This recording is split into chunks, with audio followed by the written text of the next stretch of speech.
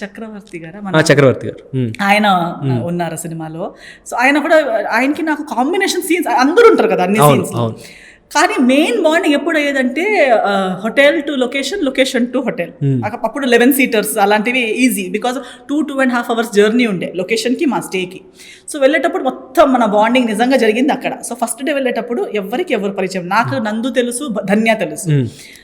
మన ముగ్గురే మాట్లాడి నేను మొత్తం బస్సులో ఫుల్ సైలెన్స్, మన ముగ్గురే పురుపురునే మాట్లాడుతున్నాం.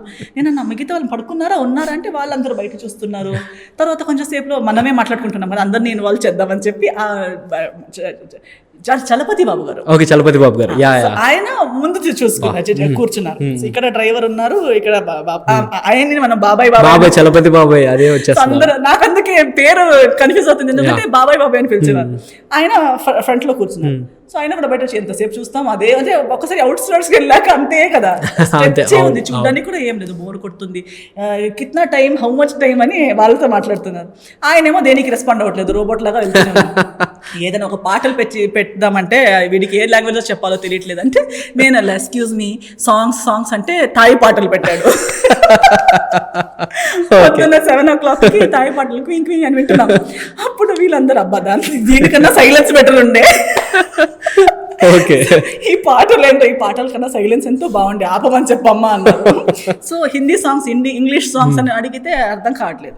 సో సరే పోనీ స్టాప్ చేయి, భరించలేకపోతున్నాం, ఇంకో 1 hour ఇది వినాలంటే పిక్చర్లు అయిపోతాం మేము, స్టాప్ చేయమన్నా. స్టాప్ చేశాక ఇంకా మళ్ళీ సైలెన్స్.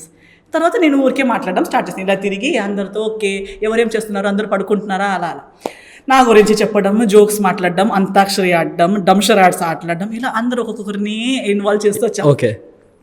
సో 1 day తర్వాత మన బస్సు ఎంత హ్యాపెనింగ్ బస్సు అయిపోయిందంటే, బస్సు కాదు 11 seater, బట్ ప్రతి ఆర్టిస్ట్, చాలా ఆర్టిస్ట్కి వేరే అలా సెక్షన్. కానీ మా బస్సు ఎక్కడానికి ఒక డిమాండ్, టికెట్ పెడితే కూడా కొనేవాళ్ళు. అంత ఫుల్ ఫన్ హ్యాపెనింగ్ 2 hours లో ఏమి అందరూ అక్కడ లొకేషన్ దిగినప్పుడు ఇలా దిగుతారు 7 o'clock. మా బస్ నుంచి అందరూ ఇలా దిగుతారు హ్యాపీ. అందరూ మీ బస్సులో ఏం జరుగుతుంది అంత హ్యాపీగా ఉన్నారు. మేము ఈరోజు ఇది ఆడుకొని వచ్చాము, అంతాక్షరి ఆడినాము.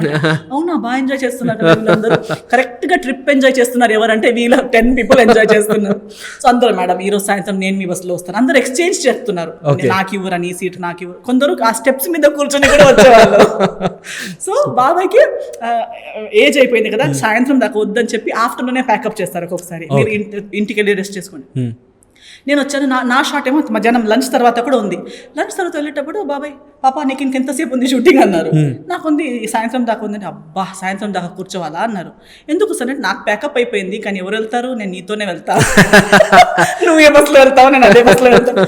సో లాస్ట్కి భయపడి గారు అడుగుతున్నారు, నీ బస్సులో ఏం జరుగుతుంది అసలు, ప్రతి ఒక్కరు ప్యాకప్ అయ్యాక కూడా నీ బస్సులో వెళ్ళడానికి ఇంటికి వెళ్ళొచ్చు కదా నేను ప్యాకప్ ఇస్తే, వాళ్ళేమో వద్దు వేస్తున్న బస్సులో వెళ్తామంటున్నావు, ఏం చేస్తున్నావు నువ్వు అంటే, లేదు సార్ మేము జస్ట్ ఆడుకుంటూ వెళ్తున్నామంటే, బాగా డిమాండ్ ఉంది నీ బస్సుకి. కానీ wonderful experience Chalapathi. Very good. He use to tell, నేను ఎప్పుడు ముందు ఆలోచించలేదు కానీ నీలాంటి కూతురు ఉంటే బాగుంటుందిరా, నీ అమ్మ నాన్న ఎలా ఉంటారు, నువ్వు ఇంట్లో లేకపోతే అమ్మ నాన్న ఎలా ఉంటారు.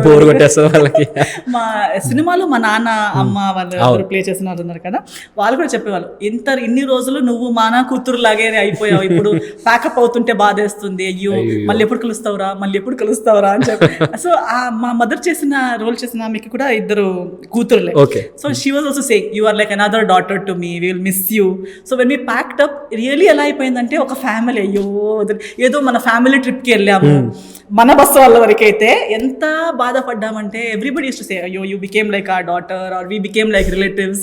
So we enjoyed, we had a great time, great memories, more than colleagues, more than industry friends. అలా కాకుండా వి ఆల్ బికేమ్ ఆల్మోస్ట్ ఫ్యామిలీనే అయిపోయాను.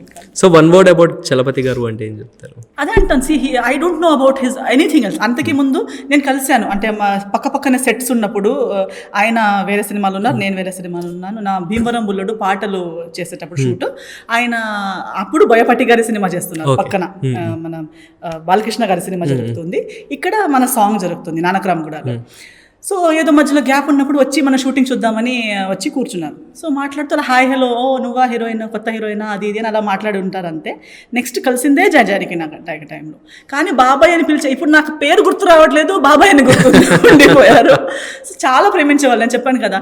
నేను లేకుండా సినిమా మొత్తం ఉన్నంత రోజులు ఆయనకి ప్యాకప్ కాల్ టైం సంబంధం లేకుండా నా బస్సులో ఫ్రంట్ సీట్ ఆయనే. కొంచెంసేపు కూర్చోగానే చూద్దాం పాప ఇక్కడ స్టార్ట్ చేయి. ఆ పాటలు ఏంటో చెప్తుంది కదా చెప్పని, ఏదో జోకులు చెప్తుంది అంట కదా చెప్పని.